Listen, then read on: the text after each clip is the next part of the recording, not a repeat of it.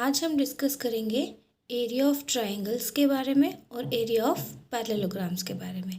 तो सबसे पहले हम डिस्कस करने वाले हैं एरिया ऑफ ट्रायंगल के बारे में। एरिया ऑफ ट्रायंगल का फॉर्मूला होता है 1/2 multiply by base multiply by altitude. Altitude की जगह आप लोग हाइट भी लिख सकते हो या फिर परपेंडिकुलर डिस्टेंस भी लिख सकते हो।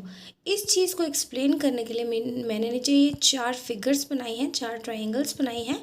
अब एक एक को हम डिस्कस करेंगे और वहाँ से समझेंगे कि एरिया ऑफ ट्रायंगल को कैलकुलेट कैसे करते हैं।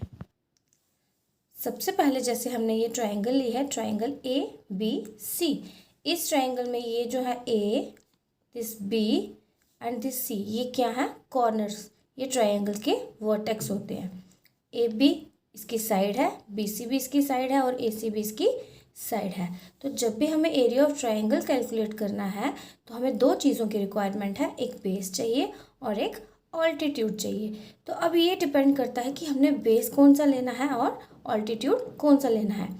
इन केस अगर हम बेस लेते हैं ये वाला BC, तो हमें ऑल्टीट्यूड कौन सा लेना है? जो ऑपोजिट वर्टेक्स से इस पर आ रहा है। जैसे इसका ऑपोजिट वर्टेक्स A है तो A वर्टेक्स से इस BC साइड पर जो भी परपेंडिकुलर गिरेगा, जो भी ऑल्टीट्यूड गिरेगा, वही हमने लेना है एज ऑल्टीट्यूड। तो इस केस में जो फॉर्मूला बनेगा एरिया ऑफ ट्रायंगल का 1/2 बेस इंटू ऑल्टीट्यूड के केस में, इसमें बेस BC होगा और ऑल्टीट्यूड होगा AD। इसलिए मैंने यहाँ पे लिखा है area is equal to 1/2 multiply by BC multiply by AD। जो भी लेंथ होगी BC की हमने वो यहाँ सब्सिट्यूट करनी है और जो भी लेंथ होगी इसकी AD की वो हमने यहाँ पे सब्सिट्यूट करके एरिया ऑफ ट्रायंगल को कैलकुलेट करना है।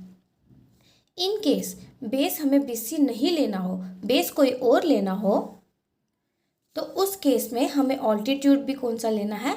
जो हम साइड एज अ बेस लेंगे उस साइड के ऑपोजिट वाले वर्टेक्स से उसी साइड पर जो परपेंडिकुलर आ रहा होगा उसकी लेंथ। जैसे यही सेम ट्रायंगल मैंने यहाँ पर ली है ABC ट्रायंगल। इस केस में मैंने क्या किया है? बेस कौन सा लिया है? This AC। ये AC साइड को एज बेस लिया है, तो फिर मुझे उस केस में जो ऑल्टीट्यूड है वो कौन सा लेना है? जो इसी साइड के ऊपर आ रहा है, बट कहाँ से आ रहा है? इस साइड के ऑपोजिट वाले वर्टेक्स से, मतलब B से। अगर AC बेस है तो इसके जो ऑपोजिट वर्टेक्स है B, तो इस वर्टेक्स से जो भी ऑल्टीट्यूड इस पर गिरेगा वो हमने लेना है एज ऑल्टीट्यूड या फिर परपेंडिकुलर डिस्टेंस। तो इस केस में जो एरिया ऑफ ट्रायंगल बन रहा है that is area is equal to 1/2 जो फॉर्मूले का लगता है, मल्टीप्लाई बाय बेस कौन सा है यहाँ पे AC, और मल्टीप्लाई बाय ऑल्टीट्यूड क्या है? ये BE लेंथ। अब बात आती है ये थर्ड ट्रायंगल की, ट्रायंगल PQR। इस केस में मैंने क्या किया, ये जो ट्रायंगल ली है ना, ये राइट एंगल ट्रायंगल ली है, जिसका राइट एंगल कहाँ पे है? ये Q पे। मतलब ये जो एंगल बन रहा है PQR, ये क्या है? 90 डिग्री का। मतलब ये क्या है? Right angle. इस तरह के ट्रायंगल्स के केस में हमें क्या करना है? अगर हम बेस ले रहे हैं QR, तो QR का जो ऑपोजिट वर्टेक्स है वो है P। तो P से जो परपेंडिकुलर इस QR पे आएगा, जो इस QR पे पड़ेगा, वही हमें एज ऑल्टीट्यूड लेना है। तो जब हमें पता है ये जो PQR ये क्या है? 90 डिग्री, तो इसका मतलब जो P वर्टेक्स से ऑल्टीट्यूड QR पे आएगा वो बिल्कुल P और Q पे ओवरलैप करेगा। मतलब PQ जो है वो इटसेल्फ क्या है? ऑल्टीट्यूड है, परपेंडिकुलर डिस्टेंस है। तो इस तरह के ट्रायंगल जो राइट एंगल ट्रायंगल हैं, उन ट्रायंगल्स के केस में हमें क्या करना है? इसको अगर हम बेस लेते हैं तो ये जो 90 डिग्री एंगल वाली जो दूसरी आर्क आप बोल सकते हो या दूसरी आर्म आप बोल सकते हो, इसको एज हमें क्या लेना है? ऑल्टीट्यूड। इसीलिए इस केस में जो एरिया बनेगा ट्रायंगल का that will be equal to 1/2 जो फॉर्मूले का आएगा, मल्टीप्लाई बाय बेस क्या आएगा? QR, और परपेंडिकुलर क्या आएगा? PQ। आप इस ट्रायंगल को रोटेट भी कर सकते हो, तो उस केस में आप PQ को बेस ले सकते हो और QR को altitude. It doesn't matter much. इसके बाद हम ले रहे हैं ये फोर्थ वाली ट्रायंगल। अभी तक जो ट्रायंगल्स हमने देखी ऊपर, ये ABC, इसको 2 तरह से देखा हमने। बेस एक बार BC लिया और एक बार AC लिया। हम बेस AB भी ले सकते हैं। उस केस में हमें जो इसका परपेंडिकुलर लेना है या ऑल्टीट्यूड लेना है, वो जो C वर्टेक्स के से यहाँ पर जो ऑल्टीट्यूड गिरेगा हमें उसकी लेंथ लेनी है। ये हमने राइट एंगल ट्रायंगल ले ली।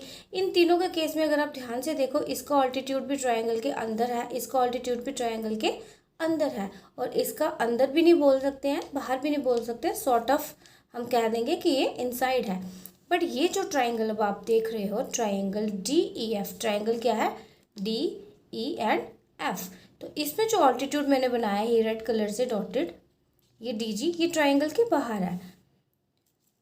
ऐसा इसलिए है क्योंकि ये जो एंगल है DFE, this is DFG, this is acute angle, अंदर ऑब्ट्यूज है। तो जो ऑब्ट्यूज एंगल के साथ अगर किसी भी ट्राइंगल में बाहर एक्यूट एंगल बनता है तो उस केस में जो ऑपोजिट वर्टेक्स से ऑल्टीट्यूड गिरेगा वो ट्राइंगल के बाहर होगा, मतलब हमें EF को थोड़ा सा प्रोड्यूस करना पड़ेगा, तो ये जो ऑल्टीट्यूड है ये इसको यहाँ आकर बाहर मीट करेगा।